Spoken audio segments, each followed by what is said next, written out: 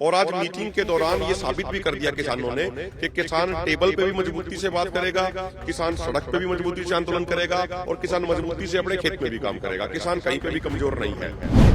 तो हमने विस्तार से सारी बातें रखी, चाहे वो एमएसपी का मुद्दा हो, चाहे किसानों की कर्ज मुक्ति का मुद्दा हो, चाहे भूमि अधिग्रहण कानून का मुद्दा हो। पेट्रोल पंपों को नोटिस दिए जा रहे हैं कि आपको किसी भी ट्रैक्टर वाले को डीजल नहीं देना। इसका मतलब क्या है? लेकिन ये चीज हम आपके माध्यम से बिल्कुल स्पष्ट कर देना चाहते हैं, बिल्कुल साफ शब्दों में स्पष्ट कर देना चाहते हैं कि 13 फरवरी का दिल्ली कूच एज इट इज जारी रहेगा। वो एज इट इज स्टैंड कर रहा है। सरकार के साथ आज मीटिंग हुई है जिसमें 3 केंद्रीय मंत्री मौजूद थे और मध्यस्थता जो की है वो सीएम भगवंत मान ने की है। हमारे साथ हरियाणा से किसान नेता हैं अभिमन्यु जी और इनके साथ जरनैल सिंह हैं। अभिमन्यु जी, किस तरीके से बातचीत हुई? आप लोगों ने बहुत सारे अपनी मांग पत्र पहले ही देख रखा था। क्या कुछ सबसे अहम रहा इस मीटिंग में? देखिए, सबसे महत्वपूर्ण बात यह है कि मीटिंग एक पॉजिटिव माहौल में हुई। हमने एक एक डिमांड को पूरा एक्सप्लेन करके रखा, तथ्यों के साथ रखा, फैक्ट रखा। और आज मीटिंग के दौरान ये साबित भी कर दिया किसानों ने कि किसान टेबल पे भी मजबूती से बात करेगा, किसान सड़क पे भी मजबूती से आंदोलन करेगा और किसान मजबूती से अपने खेत में भी काम करेगा। किसान कहीं पे भी कमजोर नहीं है। तो हमने विस्तार से सारी बातें रखी, चाहे वो एमएसपी का मुद्दा हो, चाहे किसानों की कर्ज मुक्ति का मुद्दा हो, चाहे भूमि अधिग्रहण कानून का मुद्दा हो। तो उन्होंने भी उन बातों को ध्यान से सुना। केंद्रीय कृषि मंत्री अर्जुन मुंडा जी थे, केंद्रीय मंत्री पीयूष गोयल जी थे, उसके अलावा नित्यानंद राय जो एमओएस होम थे, और जो मध्यस्थता कर रहे थे या मेजबानी कर रहे थे वो पंजाब के मुख्यमंत्री भगवंत मान थे और बाकी अधिकारियों का बड़ा अमला था।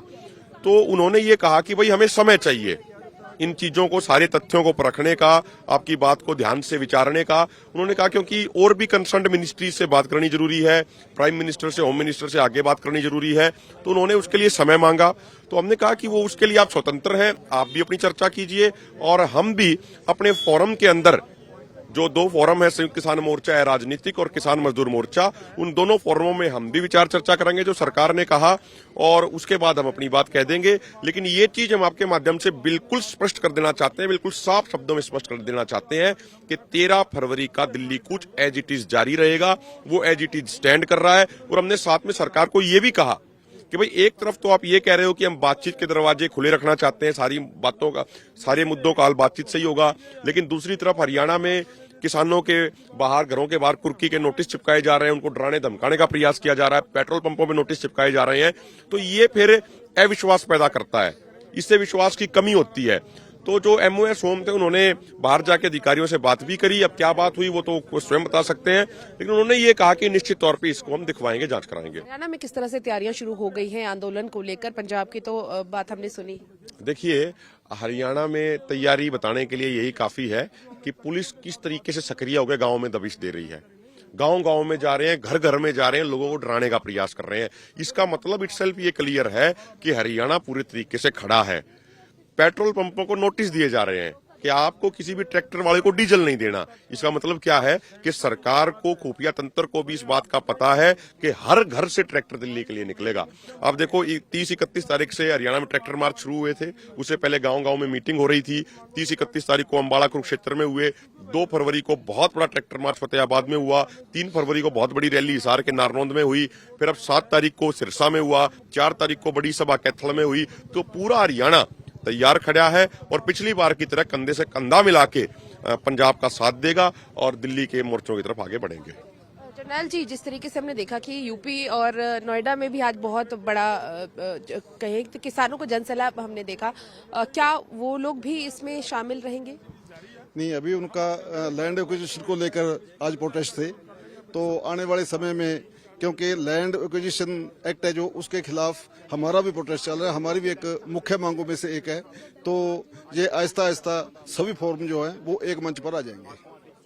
और जो बाकी फोरम्स के साथ कब मीटिंग होनी है? क्योंकि दूसरी मीटिंग आज पहले दौर की मीटिंग हुई है।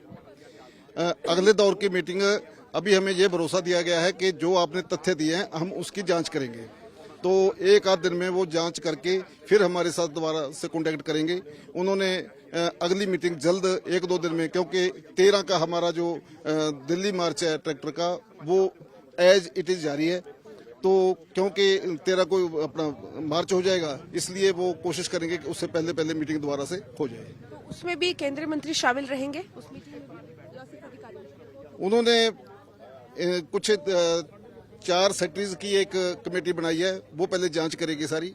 जांच के बाद केंद्रीय मंत्री आएंगे या मुख्यमंत्री जी आएंगे, कौन कौन आएंगे ये तो उनको पता है।